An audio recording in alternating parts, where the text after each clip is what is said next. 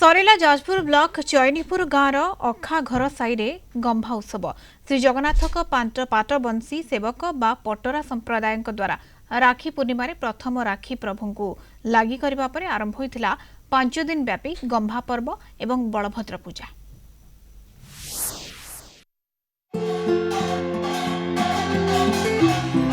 Jajpur block चयनीपुर panchayat अखा घर साहि पाटरा जातीय लोकों द्वारा गन्हा पर्व धूमधाम रे पालित हो जाइछि।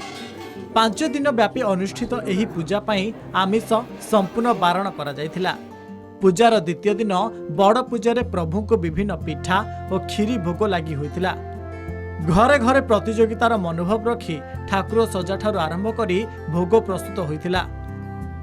ये गोटे जाति भित्तिक पर्व गमा पर्व बलभद्र जन्म दिन ठारू आमर पूजा आरंभ हुए 5 दिन धरी चले एवं समस्त झील झीणी की समस्त को निमंत्रण करा जाए पर्व से आम सहित सामिल हवा पाई एवं आनंद उल्लास पर्वटी हम 5 दिन धरी पालन करू।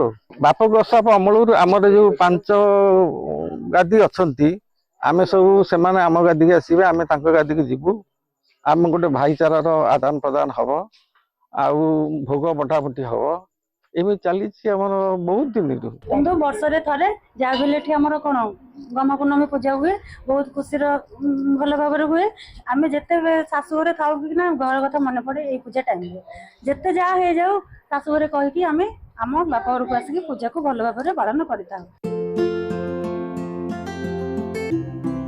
शेष दिन को समस्ते अपेक्षा करिथांती। एही दिन साग भातर आयोजन करा जाए। एही दिन पाटराणी मानक द्वारा सहस्र प्रकार व्यंजन प्रस्तुत करा जाए पाटरा मानक द्वारा प्रभु को भोग लगी करा जाय थाए।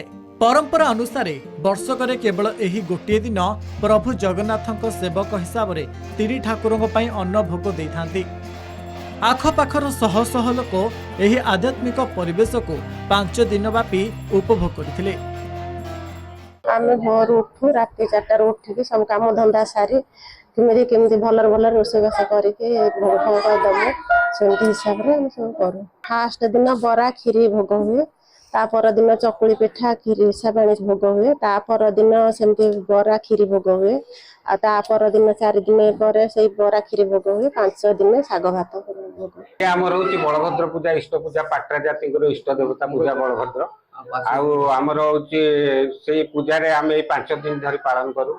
5 दिन भितर पिठा पଣା खीरी जिते ये रकम करी पारला भोग लागिबो सेटा आउर आमर लास्ट दिन बड़ पूजा होची सेकेंड दिन से दिन पिठा पଣା ऊपर सब भोग राग तापर लास्ट दिन साग भात दिन जी जिते रकम तरकारी करि परिबो आमर भाई संपर्क दायर समस्ते 5 भाई आम एकाठी जगह बसौचु।